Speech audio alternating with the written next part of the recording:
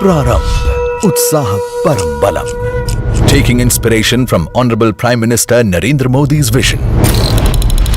Let us ignite the next major movement for startups. Let's celebrate the ideas and the excitement. Let's exchange awareness and knowledge. Let's expand the horizons. Let's establish accolades. Let's embrace. Let us initiate. Prarambh, Utsaha Parambalam. Startup India International Summit.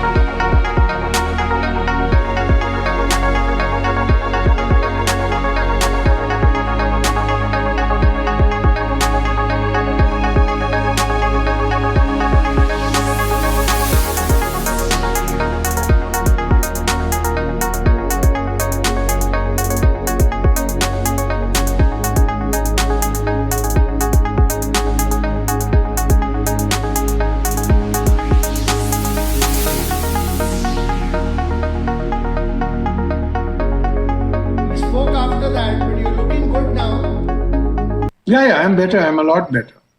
But I have this cap on because I get a head cold. And they said, just be very careful. Okay. So that's why I'm a bit overdressed. Okay. But I hope you're not going to grill us too much today. No.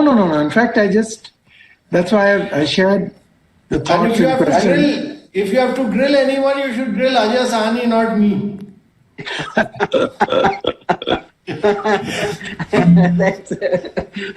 So the way we'll do it is, I'll just make a few comments for a couple of minutes to set the context. Then I'll introduce all of you, and then ask each of you to just give some opening comments for 3 or 4 minutes on whatever you want to cover. And the balance of the points I sent you we'll start to do Q&A, because some of them are points that have come through from the audience, some are ours. We can take it as the session flows. That was the idea. I don't know why we are starting late. No idea.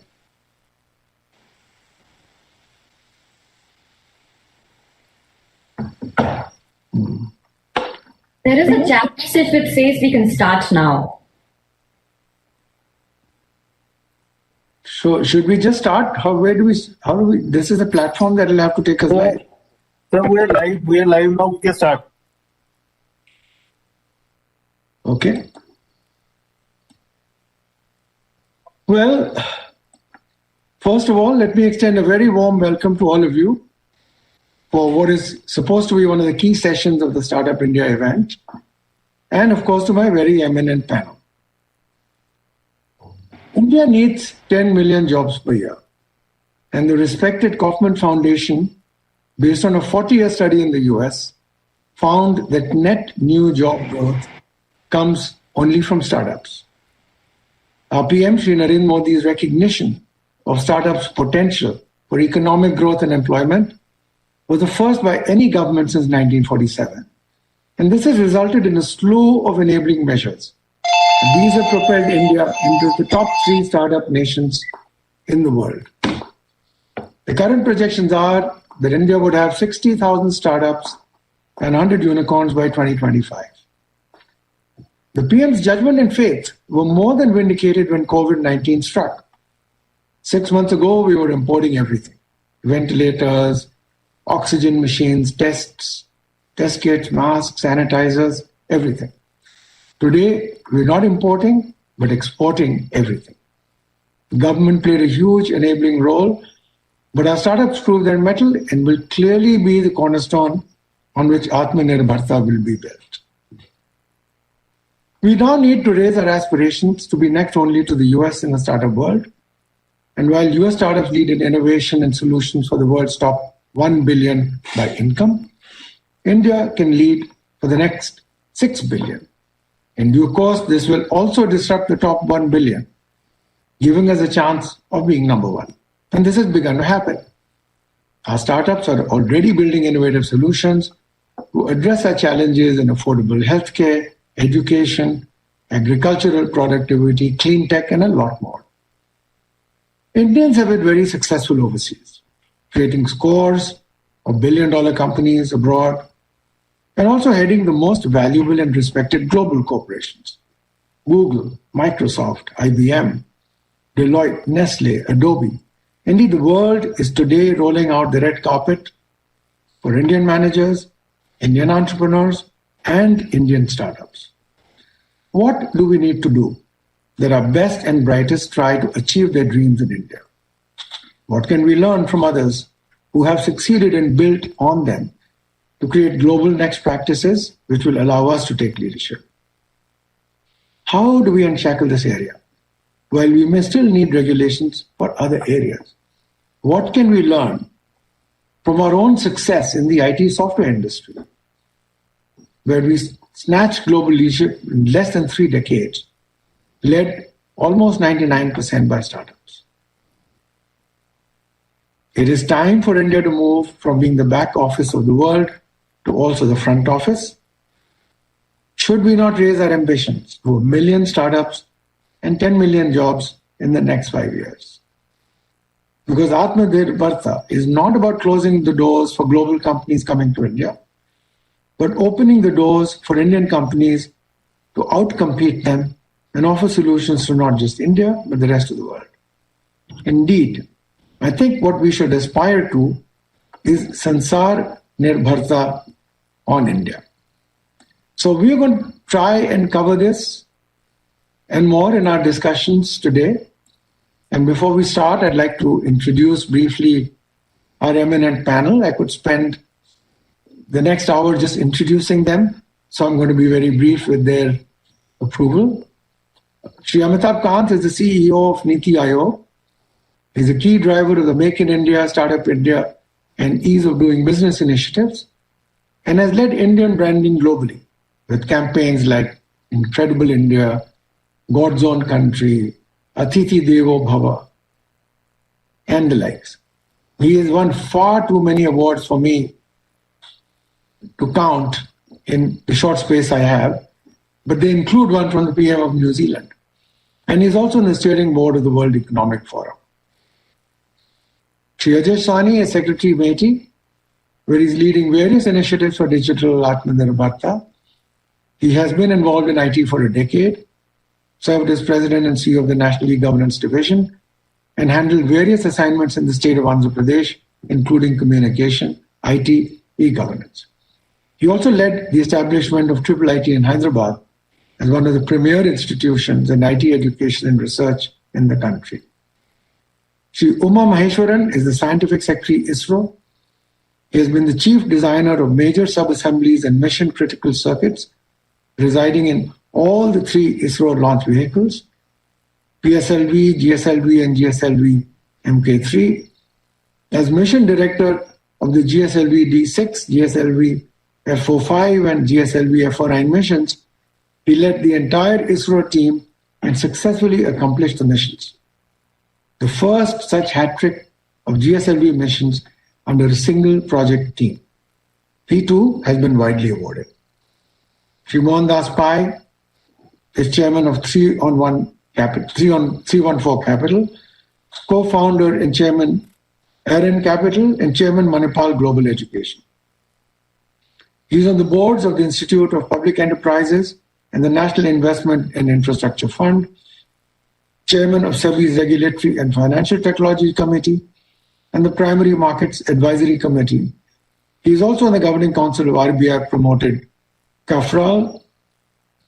He was a board member and CFO of Infosys for over 17 years earlier.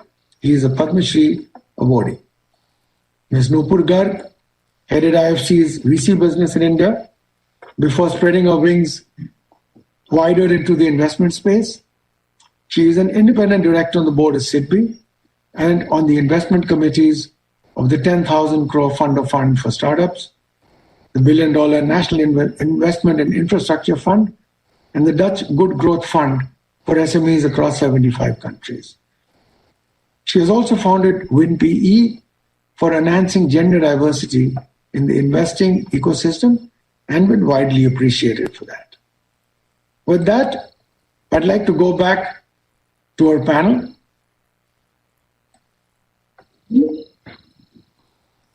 And request them to give their opening comments. Let me first start with Mr. Amitabh Kant. So startups are a very critical part of the Indian economy as they promote economic growth, they create employment, and foster a culture of innovation. The Indian government truly recognizes entrepreneurship as an increasingly important strategy to scale up productivity and wealth creation across the country. And it has taken several initiatives in this regard. Firstly was the Startup India, which was a flagship initiative of the Government of India, which has helped to build a very strong ecosystem for nurturing innovation and startups in the country and has really transformed the startup movement in India. We've created a Startup India portal, which serves as a virtual incubator to startups. We have the state's startup ranking, with the objective of proactively promoting startup ecosystem in states. We have a Defense India Startup Challenge. We have a national initiative for developing and harnessing innovation, which is a program launched by Department of Science and Technology. We have the Atal Innovation Mission, which has selected 102 incubators and more than close to about 5,000 tinkering labs to push innovation culture. We've provided income tax exemption to eligible startups. We've done several things, a scheme for startups, IPR protection, a GEM, which is a government portal for procurement, a startup runway, research parks, and several other initiatives. But the government is fully committed to driving startups in India and building up a culture of innovation, and will handhold them in every possible manner to take this unique movement forward. We have been able to create the second best ecosystem in the world, but I'm sure in the next 3 years we'll create the world's best ecosystem for our startups. So those are very welcome comments. So as they say in these epic serials, Mr. Kant, tathastu. Let's hope all of that happens. Let me move to Mr. Ajay Sani. Your opening comments, please. Thank you, Saurabhji. I think the huge opportunity for Indian startups, Indian technology players is just opening up. It's truly going to be India's decade, and there are three factors that I would like to point out here. The first one, the kind of national public digital platforms that we have set up and that we are in the process of setting up. We look at Aadhaar, UPI, GEM, GSTN as being representative of the kind of public digital platforms that are taking shape at a national scale. And these are now being followed by a national digital platform in health, another national digital platform which is being, for which a blueprint is being drawn up in the area of education, another one in the area of agriculture and primary sector, yet another one in interoperable criminal justice system, one in logistics, another one connecting jobs and skills, and many more. Each one of these public digital platforms will help us aggregate data, get our grip on the huge data resources that we have in this country, which are today fragmented across a large number of projects, bring them systematically together, help them strengthen each other, and make that data available to startups, to industry, to build on top of a nationwide resource. When we have done this in UPI, it has shown extraordinary results. UPI has been able to grow immensely because any player that uses UPI gets to work on the entire nation's banking system as a base. Similarly, when we do this for healthcare, when we do this for education, when we do this for agriculture, the startup doesn't have to start from the ground. We already build an elevated pedestal, a platform, a nationwide platform with nationwide scale. Each of these platforms will come with a regulatory sandbox, which will also try to give a head start to Indian startups, to Indian companies, give them an opportunity to succeed, to build something new on top of a nationwide scale which covers an entire domain, all the players in each domain. The second factor which is very favorable for us is the area of products. We have already achieved huge success in building IT services, in building software services. We are the global hub for that area. It's time for us, and I think that movement has already started, moving from services to software products, and moving not just to software products, but taking advantage of the huge momentum that we have today in electronics, a growing ecosystem in electronics, which was missing thus far, I think is adding to our momentum. And we can aspire to build digital products. We can aspire to build a combination of electronics as a vehicle and software as the driver.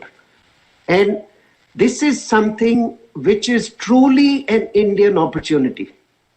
With the skill, with the talent that we have in building software, once we also have a grip on building hardware platforms, on building electronics, then we can build devices. We can use each one of the emerging technologies, combine it with software, combine it with electronics and build devices, build solutions. And the third P, which I would like to point out, is problems. I think it's truly India's opportunity. If you look at Silicon Valley, they have probably solved all the problems or tried to solve all the problems that they see there, that they understand. We still have a huge number of problems to solve. There are other parts in the world that have problems to solve. We have not just the problems to solve, we have the ability to solve those problems.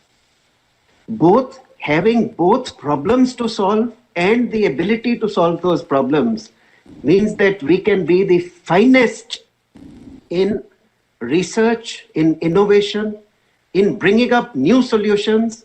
And with this huge market to cover, every single problem that we see around us, which is crying out to be solved, is a huge opportunity for Indian entrepreneurs.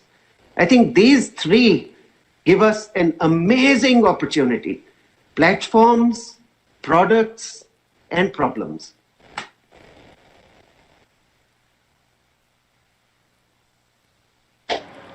Saurabh, can't hear you. You're on mute. Quite right. So let me now actually request Mr. Uma Maheshwaran to share his 2 minutes opening comments. Thank you, Sri Saurav. See, mentioning the word startup itself creates a lot of buzz, bringing forth optimism, challenges, and uncertainties, all of it together. It is also a word associated with a big-scale ambition. And as you all know, startups are seen as forces of disruption, which come up with innovative solutions to pressing problems. The Department of Space sees startups as its new age industry partners, one that will propel India in fulfilling its space dreams. Let me tell you, a string of initiatives has been taken in this regard, starting with the establishment of space technology incubation centers around the country. 3 of these at NIT Trichy, NIT Jalandhar, and NIT Tripura have already been inaugurated and are operational. 3 more are in the works to cater to the western, the eastern, and central parts of the country. We would like to go to places where space is not there. The department also participated in the Atmanirbhar ANIC Arise challenges by the Atal Innovation Mission, NITI Aayog, and we released 3 focus areas, specifically the propulsion, the geospatial analytics, and the robotics for space applications, and inviting solutions from startups, MSMEs in these domains. A tremendous response from industry was seen, and almost maybe around 28 proposals. It is only the beginning.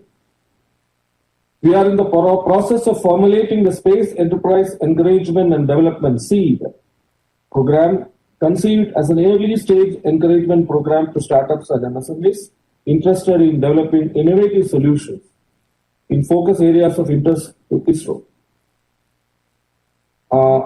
As all of you know, the vision of our Honorable Prime Minister has been transformed into a methodology for enabling the private sector in India for carrying out their own space activities. So till now, practically we didn't have a mechanism to do that. Now there is a mechanism introduced. It is called InSpace, basically formed to promote, handhold, enable, at the same time authorize and regulate the private enterprises to carry out their space activities in India. So it is a platform, is basically set for the intellectual membership as well as infrastructural support through sharing of ISRO's facility. You know, many of the facilities related to the space activities are exclusive to ISRO. Many things are not available in the country, so we are encouraging the industries to share those resources which are not otherwise available to carry out their space activities. The policies regarding to space are being amended appropriately to enable a level playing field for them in the space sector. You already know that the Spacecom policy is already in the public domain and is being debated now. And in fact, we have recently entered into an agreement with exciting prospects of startups like Agnikul and Skyroot, etc., who are two early movers in launch vehicle and satellite area. And there are many more. In fact, the in-space mechanism is being implemented by the government. Till then, already as announced by Secretary Department of Space, an interim mechanism. We have a committee actually chaired by me to enable the private sectors to apply for the requirements, whatever they want with respect to the space activities. And let me also tell you that it's a very tremendous response is there from all the facets of the industry, I would say, from big players to startups to MSMEs, and almost 28 to 30 inputs or requirements have already come, and we are in the process of various stages. In fact, you can see that in February we are going to have a launch where the first attempt, a small satellite made by a company called Pixel, as well as two small satellites by students are going to be flown in February. So these are all exciting times, and these are all indicators for exciting things about which are going to happen. We expect many more success stories to come out, and we chart a vibrant space sector for the country. So these are all my initial thoughts. Probably in the course of time we can further exchange our ideas. Thank you. Thank you very much, Mr. Uma Maheshwar. Can I now come to you, Mohan? Because in your case you have questions and also many answers. So let me open the floor to you. Thanks. Prarambh, I'm very enthused by your vision of 1 million startups and 10 million jobs, and I believe it can happen. We have to do many things, basically 3 important things, and I'll elucidate for you. But first, let me give you data on the status. We have 50,000 startups now. 3,500 startups started this year. We have 43 unicorns, 2 of them in the last 2 weeks. One was a company bought by Beiju, other is just a digital insurance company this week. And we got $70 billion of capital coming in from 2014 till now. Last year, we got $11.5 billion in the calendar year, before $14.3 billion. But only 10% of that is from India, and that's a big challenge. And right now, the target for 2025 is 100,000 startups and 100 unicorns. I believe we'll have 125 to 150 unicorns because we're seeing very good action in the capital market this year, and maybe the startups will go up. But there are 3 big things India needs to do in this decade, because this decade, 2020, 2030, is going to be India's decade globally. And I'm very confident about that. One is we got to get more capital in. China invests $65 billion a year into venture and startups. The United States, $135 billion. And India is just 11-12 billion, like I said, out of which only 10% is Indian. Why is Indian capital not coming in? The biggest challenge for Indian capital not coming in is that our tax laws are very perverse. If you invest in an unlisted company, you pay 20% tax, and then you have a 37% surcharge above 5 crores if you make gains. And you make gains if you're an angel investor, you know that, 1 in maybe 3 or 4, maybe 1 in 5, 1 in 10. Whereas if you invest in the stock market, it's just about 11%. You got liquidity, it's just 1 year, you get information. So for taking greater risk, you pay more tax, which is really absurd, and that has to change. And that will allow more companies to come. We need a tax regime, just like we have one for listed companies, or maybe a tax exemption for 5 years, like was given for software. That is the. And the second thing is for overseas investment, there are deep challenges, documentation challenges. Like you said, Saurabh, overseas investors don't want to invest in startups here. They want them to go outside, register in Singapore or in Delaware, because getting money in and out is very easy. Because RBI is a big problem. The kind of documentation for them, the kind of registration, KYC, getting a PAN, etc., is a pain. I asked a friend of mine to invest in one of our funds. It took him 8 months, and he had to go to the embassy to get documentation done 3 times. It is absurd. I hope Amitabh Kant is listening, so he'll know what to do, because this is really terrifying.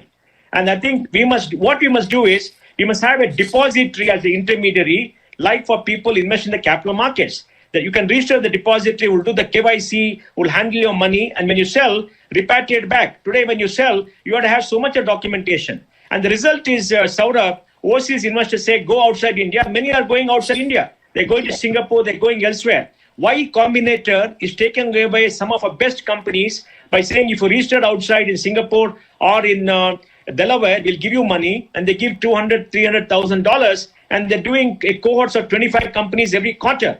So that we have to do to ease the documentation. Second thing we need to do is ease regulations. 2 areas. Listing for SEBI. SEBI is doing a wonderful job. In the COVID, they have eased out many of the regulations for raising capital. So we got the enormous amount of IPOs. And for startup, they're easing regulations. I know that because I'm involved in that. And I think in the next 2-3 months, you will see something really good. So SEBI is doing a good job. And I know personally 9 to 10 startups, Amitabh ji and Sani ji, who are going to do IPOs in this country. And possibly all of them will become unicorns in the next 1 year. Very good. Required. Third important thing is, we need more R&D and PhDs in high tech. We have conquered the bottom of the pyramid to software services. Middle of the pyramid, we are trained. More than 1 million people is using AI, machine learning, IoT, etc. We can train them. But what about the algorithms? What about the really high tech work? They have a chart. We only have 499 PhDs in computer science as per the MHRD documentation 2 years ago. We need at least 5,000 PhDs to come out every year in computer science and in the like areas, like, in artificial intelligence, etc. So we need to invest heavily there, and we need to get the top 100 institutions in this country funded by research, so they can do research at the top level and create a group of people, data scientists, PhDs in AI, PhDs in machine learning, and do the kind of research that will get us the algorithms that we need, and we can hire them, and they won't go away to the US. Industry will hire them, but we need that kind of research funding and public funding. I want to end by saying, certainly this decade is going to be our decade. We can really grow up, but these are the 3 things we must concentrate. We are fed up of small things the government does. Giving a tax benefit for a small startup has no value at all, because none of them make profit in the first 7 years. I don't know whether they asked for that. I don't think we asked for that. What we need is regulations, ease, etc. I go Amitabh Kant, Swamiji will listen to this and do those big things. We have a prime minister who thinks big. We must go to him, get a meeting with him, Saurabh, you and I, and Amitabh and Soniji, advise him, these are big things, do these big things. And like you said, very soon we could have 1 million startups and 10 million jobs. Thank you. Well, thank you very much, Mohan. You're true to form. I think we'll come back to some of the points you raised. Nupur, it's your floor now. Thanks, Dr. Srivastava. Good afternoon, everyone. It is indeed a privilege to be a part of this August panel, and I look forward to learning from each of the esteemed panelists here. So thank you once again. I have been an investor for some time now, investing in private equity and venture capital funds. And as an investor, I have witnessed the blossoming of the startup ecosystem in India over a very short span, becoming one of the largest ecosystems in the world. And we've already heard a lot of data around that. At IFC, I remember the earliest investments into private equity / venture capital funds was back in 1990s. And all of them were venture capital funds. And of course, by all, I mean the handful that existed back then. And that state continued for many years. But you fast forward to today, where aided by government's policies, initiatives, and capital, India is the second largest startup ecosystem in the world. And that is clear evidence of the role a government can play in spurring innovation and entrepreneurism in the economy. Right? As we sit down today and we talk about the way forward, as an investor, I think the opportunities that lie in front of us are probably in two broad categories. The first is, I think we have an opportunity to move the emphasis towards building on the attractiveness of the startup ecosystem. And second, we have an opportunity to spur inclusive growth with the help of entrepreneurism, technology, and innovation. And of course, the government has a key role to play in catalyzing both of these. At a global level, what does attractiveness mean? At a global level, the most attractive ecosystems have been able to create an environment of research, innovation, and an environment that is able to attract and retain top global talent with ideas and businesses, and is able to attract global capital. So if you look at some data here, I am picking up from India's R&D expenditure ecosystem report, which was released in July 2019. India's investment in R&D is, as a fraction of India's GDP, has remained constant at around 0.6% to 0.7%. And this is compared to the expenditure of countries like the US at 2.8%, China 2.1%, and then Israel and Korea at 4.3 and 4.2% respectively. And investment in R&D is almost entirely led by the central government. Now, this is in contrast to all the advanced ecosystems where the private sector and especially academia and universities have a really dominant role, and they're really driving research, innovation, and looking at creative ways of solving problems. So clearly, there is a potential to mobilize more investment and participation into research and innovation. Dr. Srivastava mentioned the revolution brought to the IT industry. It is a great example of what we can do by focusing our energies and identifying our strength areas and then focusing and directing innovation on that. It is an approach that many countries have adopted. We can create a research and innovation hub that attracts global players to base their research here, leverage our large STEM pool. That is what India is known to be giving the whole world today. And we have a domestic economy that can leverage this tech innovation. For example, affordable health solutions, farm economy, agri-tech, leveraging edtech to improve delivery and quality of education. We have a very large domestic opportunity here that needs to be tapped into. The thing that I, as an investor, have seen frequently happen in India is the flight outside India when a startup starts to see scale and success flipping. Mr. Prai brought this up as well, and I really would like to emphasize this thing again. What can we do to gain startups? Access to capital and a business environment that is conducive to doing business here is a key thing. The startup ecosystem in India would clearly benefit if they had access to larger pools of domestic capital that could support, say, a Series B or a Series C round or even an exit, and reduce dependence on foreign capital and foreign investors. And we have examples, at a global level where pensions and insurance companies, which some of the deepest pockets, have really played a very important role in creating large, scalable commercial business models. What is also important is the role of capital markets to allow tech companies to list. Mr. Pai spoke about 10 startups that are tech-based companies that are ready to list, and I'm excited. I'm waiting for that to happen because right now we either list them abroad or we sell them to a foreign player, and in the process we simply exclude the large domestic economy from participating in the results of innovation and the financial rewards that flow from it. So those are my needs. Build on attractiveness, nurture the innovation environment, attract global talent, global ideas, global businesses, and global capital, and leverage all of this ecosystem, the innovation and disruption to create inclusive growth. Okay, thank you. Thank you very much. So maybe we should start moving around and talk a little bit about some of the points that got raised. So one point let me raise, because it's a very specific one, to Mr. Uma Maheshwaran. Space is something new for Indian startups. And that's why I thought I'll start with you. And right now, there is a challenge. Indian startups are looking at new areas. Space is one of them.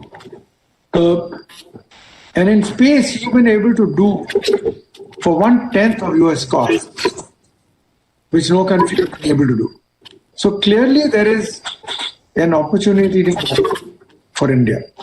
And I'm thinking of Israel. Now, in Israel, their defense collaborated with entrepreneurs.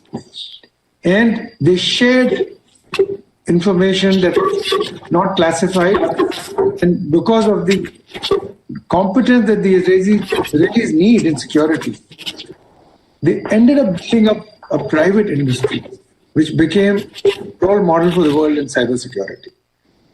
Could we do that in defense? I can't think of any other country where we can create the kind of environment for startups in space. And I was very encouraged by what you said, that you recognize the idea, you're already doing things.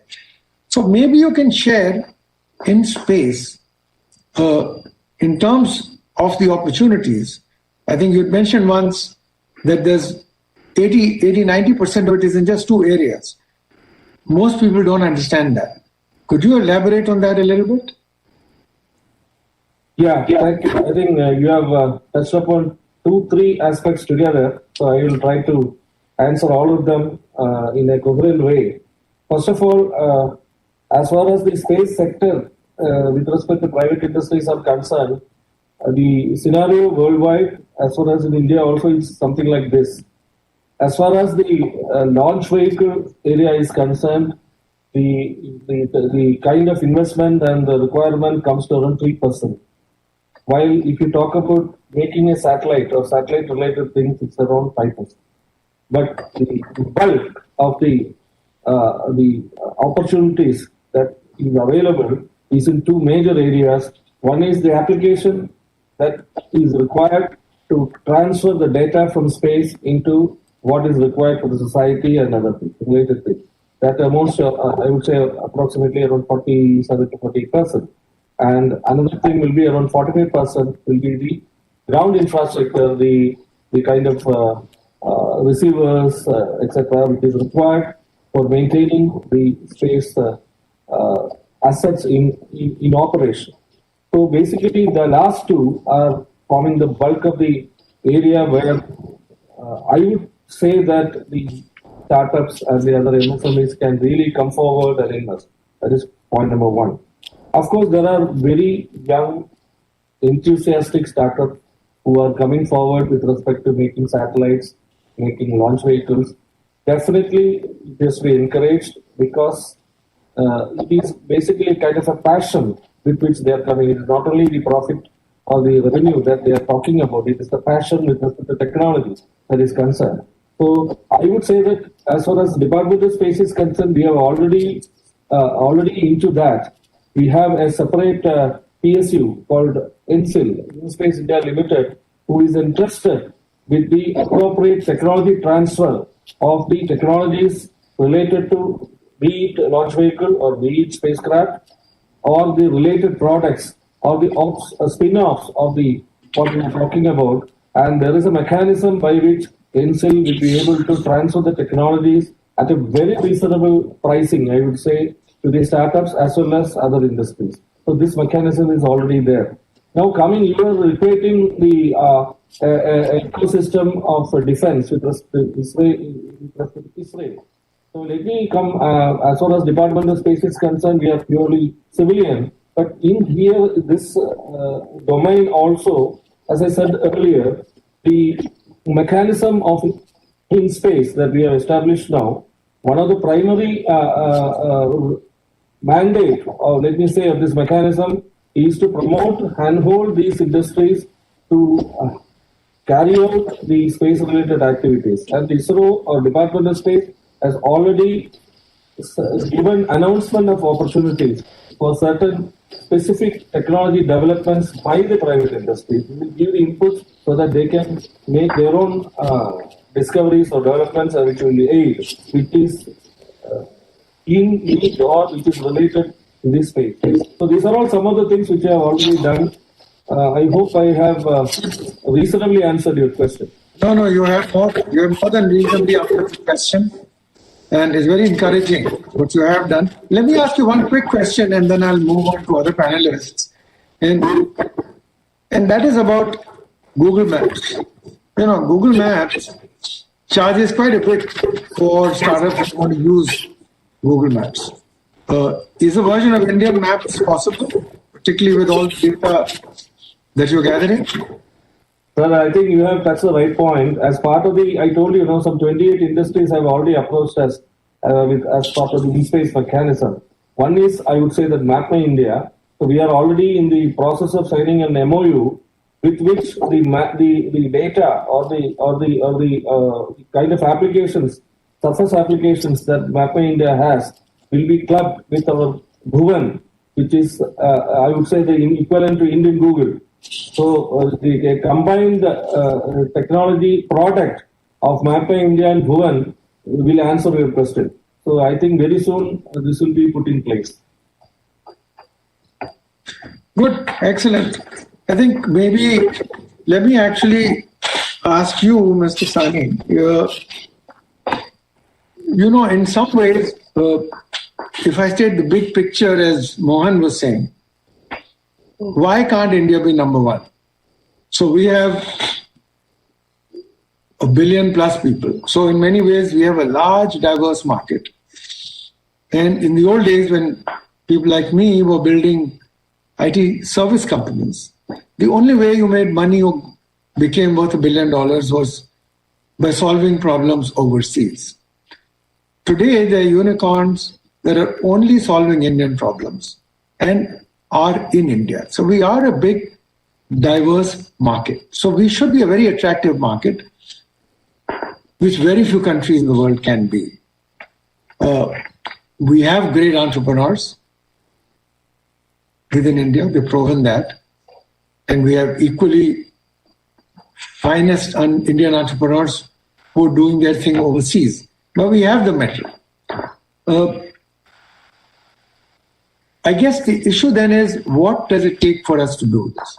So firstly, I'll ask you a question on that, because one is capital. They need capital. And that's a big issue. We'll talk a little bit about that. And I'll bring in Mr. Kant as well on that. And Mohan has ideas. But enlarging the size of the market. What can we do so that we have a full stack for all regional languages? The full stack, keyboard, display, storage, everything, because if we don't include the rest of India, then we have a pretty small market. And then our entrepreneurs will only solve problems for our top sort of 50 or 100 million, which is the same as problems for the US. We need to encourage them to get into agriculture applications and agriculture and education, many of those. There's no reason we should depend on Google or somebody else to be doing this. But for an Indian startup to get funded, they won't have the resources to build the whole stack for each language. So in what way can we give them a leg up? And the reason I'm saying that is so that we can take to our remotest towns and villages with that vernacular, everything, entertainment, education, and retail. So this is a question I had from you. What are we doing or could we do? So we encourage more startups to come in. They don't have to start at ground level. I'm so happy that you have mentioned, the issue of languages. I think it's absolutely representative of what I was saying earlier, that these are, language and having 22 official languages and many more dialects and, minor languages means that we have inherited a situation which we have lived with for thousands of years, where a person who knows only Malayalam cannot have a conversation with a person who knows only Bengali. And it's a unique problem. And till very recently, I think it was not even possible to dream of solving the problem. Now it is, and it's uniquely Indian. Only Europe could conceivably have this kind of diversity and this kind of problem, and it's all ours to solve. We have the resource, we have the technology, the new areas in AI, the natural language processing are opening up. And again, it represents a massive opportunity for Indian startups, Indian companies to actually make it happen. But is Menti itself, Sani, looking at getting these full stacks built in some way? So that absolutely. We have just formulated a national language technology mission. As a part of that mission, only about 1/4 of the funding would go into core research, and a bulk of the funding, about 50% of the funding in various ways, would go into building national open data sets for research and for innovation, for developing tools in various languages across the country. And we are actually inviting all the big and small players, even from across the world, to pool up the data into our national open data sets so that these become available to all kinds of companies to play with and to build their products on. And many of the areas that are getting opened up with the national public digital platforms actually make it possible for our companies to innovate at a huge scale. And that is what distinguishes India from a large number of other smaller countries which are also good at innovation. We can innovate, we can build products, and we can take them to a scale which makes unicorns within our reach. Becoming a unicorn is within the reach of a company in India. It's not as easy as in almost any other country. I could say there are at least 150 other countries where even if you innovate, it's not that easy to get to the scale of a unicorn. In India, that is a given. So, and especially when we look at inclusive growth, taking solutions that cater to the bottom of the pyramid, we have this huge ecosystem hungry for innovation, hungry for solutions, and hungry for something that improves the quality of living and the ease of living, the ease of doing business. And one more question to you, Sani, and then we get to some of the big ideas that Mohan talked about, is these national level platforms that you talked about, regulatory sandboxes. Now, in India, we've done a great job with some of them, UPI, UID. Most countries don't have it, and it opens up an environment for startups to innovate and build applications. Some of the other stuff that you're talking about, at what stage are they? I mean, do you have some that are ready, some almost ready? Just a quick answer to that, yeah. Actually, RBI has a regulatory sandbox in the financial space. We have a smaller version of that happening in a center of excellence, FinBlue Center of Excellence that we have done, put together in Chennai. And in the health space, the National Digital Health Mission has a platform which is operational today, and a large number of companies are actually using this sandbox to comply with the requirements of the national ecosystem, so that their apps, their solutions can join up with the national ecosystem along with whatever comes from the government programs. The ones in education and agriculture will be the next ones that become available. And then with each of our national public digital platforms, we are planning this kind of a regulatory sandbox, which will also be a sort of a developmental sandbox as far as the Indian companies are concerned. Okay, so let's move to a couple of the big ideas that Mohan also mentioned. And I would like to bring in Mr. Amitabh Kant on a couple of these discussions. So our big thing is capital. I mean, if we want to be number one or number two, we're going to need a lot of capital. Today, we have less than 10%, as Mohan mentioned, of what goes into the US or China. Of that 10%, 90% comes from overseas. And just to give everyone an idea, that actually Indian companies raise from this 10 billion more money than they raise in capital markets in India. So this is very important capital.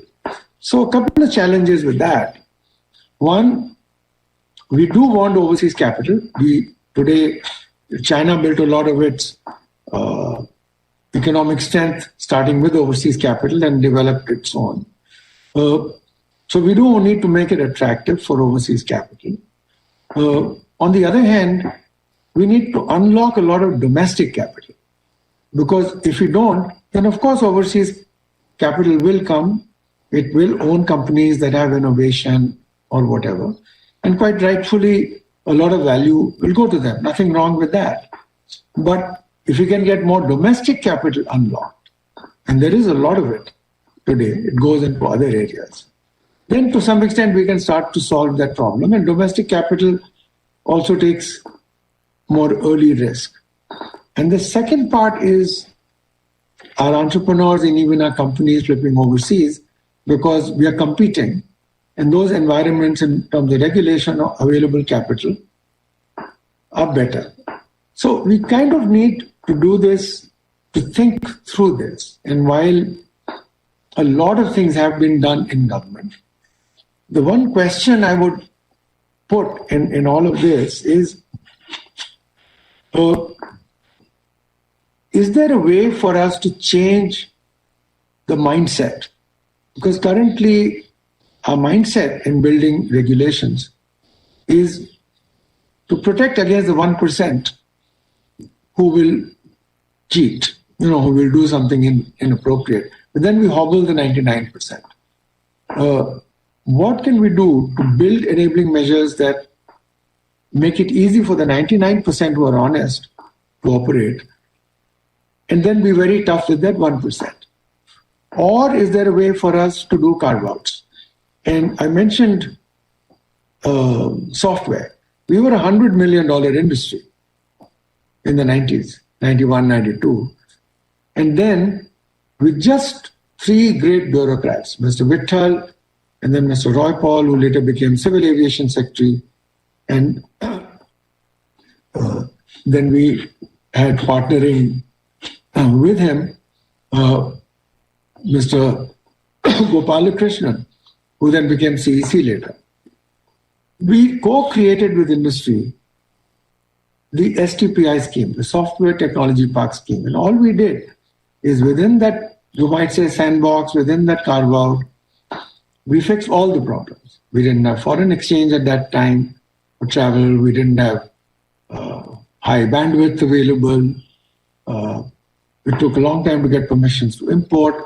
With one scheme, we did something which moved 100 million to 200 billion. If there hadn't been for that one scheme where we did the carve-out, this industry wouldn't have grown. So I was just thinking of that, because Chinese capital is not welcome in India, and actually with very good reason.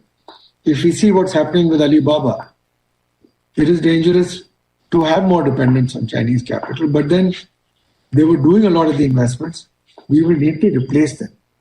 So my question, therefore, is in some ways, Mr. Kant, how can the startup ecosystem generate more trust, and how can we get the relevant people? And most of the challenge is with the taxation piece. How can we actually find a big way to resolve it rather than minor tweaks? Because when we did STPI, there's no way we could fix telecom for the rest of the country. We had no foreign exchange. We couldn't open it up for them. We couldn't change the import system. we just created a carve out and we did it. What could we do something big ticket like that? Like Section 56, we found some carve outs for some part of it. It works part of the time, but is there a big carve out possible? Can we co-create between the startup community and the relevant government departments or sections? What you might say, I don't know, sandbox, carve out, whatever, that can fix this, because otherwise we'll stay hobbled. We won't have enough domestic capital and foreign capital. If it doesn't find the environment here good, it'll ask our entrepreneurs and companies to relocate, and that will not be good for our ecosystem.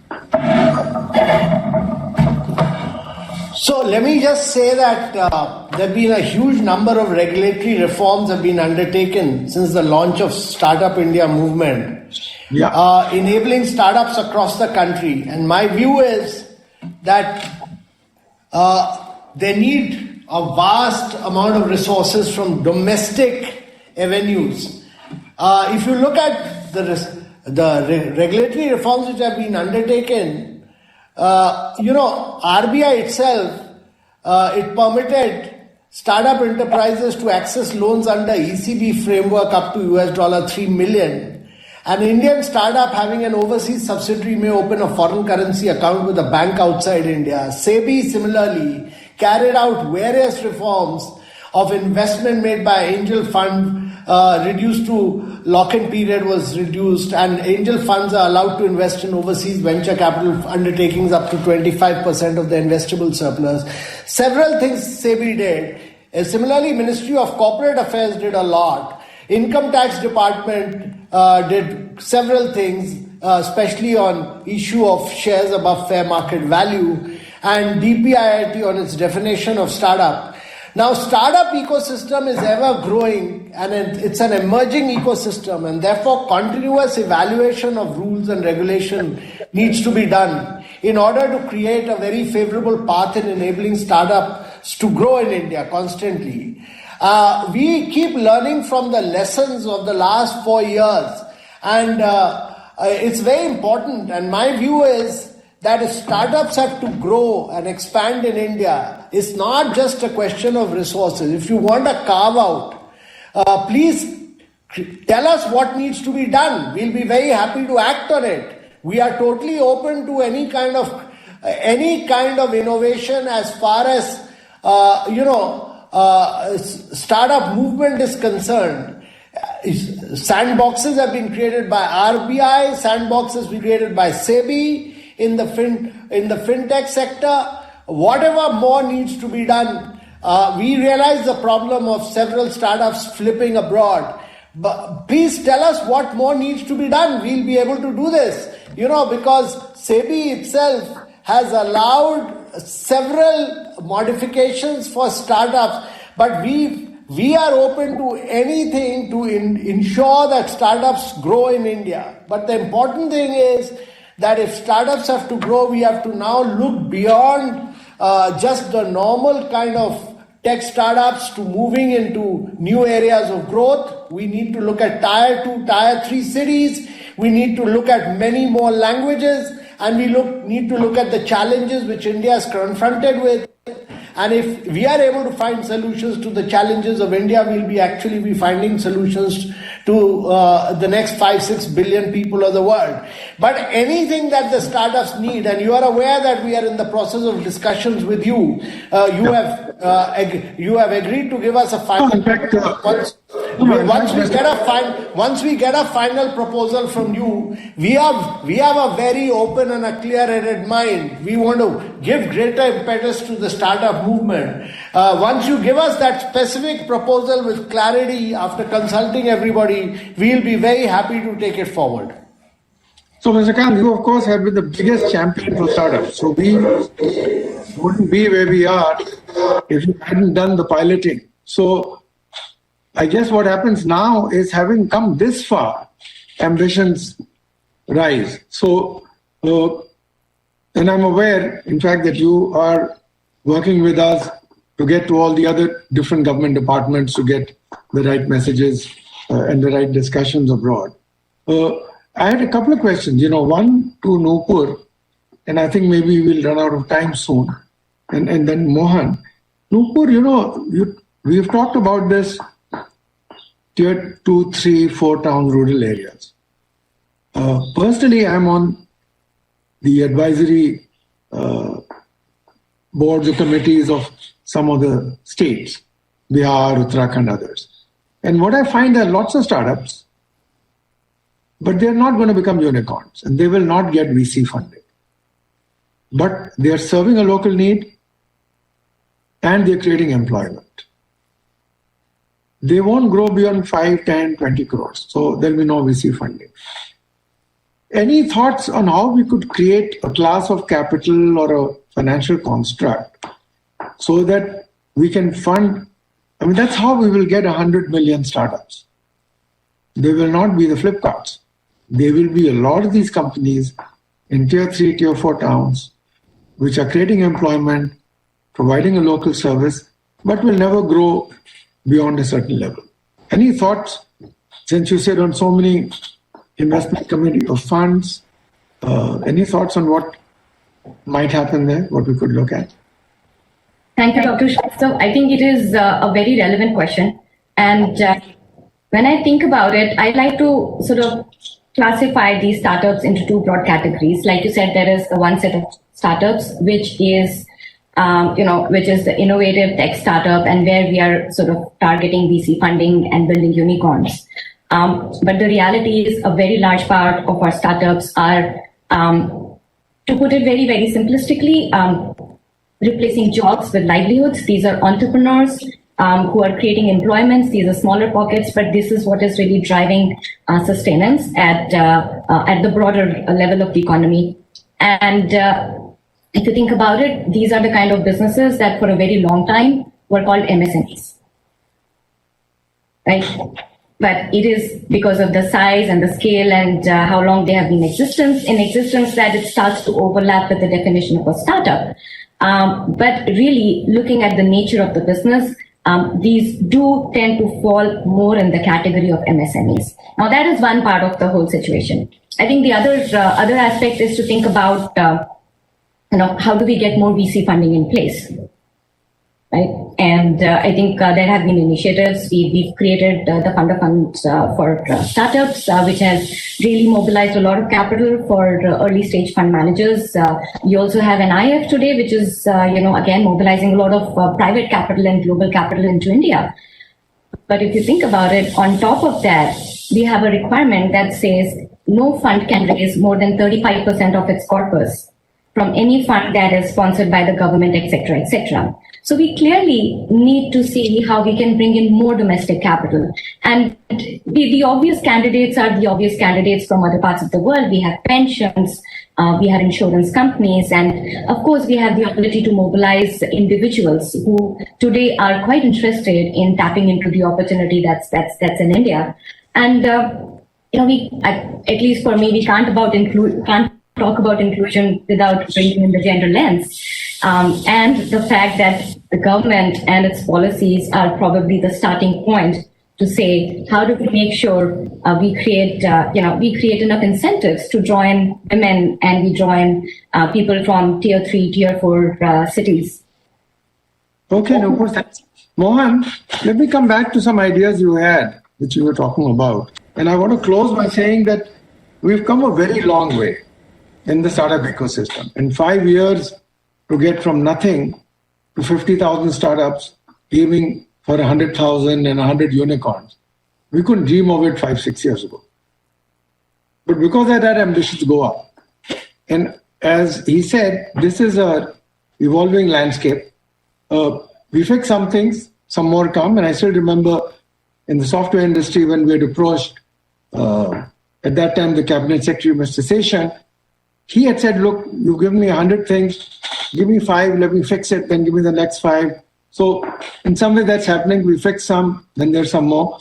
But now we are at a point, particularly with what's happening with China, that we have a huge opportunity opened to us. And in some ways, we probably need to move at a far more rapid speed than was necessary in the past. So I'll close with this. I think at the end of this session, what I will do is capture some of the things that came up, embed them in what other discussions that happened, and then have them actually across to all of the three of you, including the idea, which I'll throw last, apart from NABARD, is can we consider, Mr. Kant, 1,000 crore fund of funds for space tech? Because right now it's a new space. Most VCs are not actually backing companies in that space, and we sort of need to get that going. So with that, I want to thank everybody for being on this panel. Thank you very much. Thank you for spending the time. Thank you for the thoughts that you shared. And I'm hoping the exchange of ideas will lead to more constructive movement for startups in India. Thank you. Thank you very much. Thank you, Thank you. Prarambh. Thank you so much. Thank you very much. Bye-bye. Bye-bye.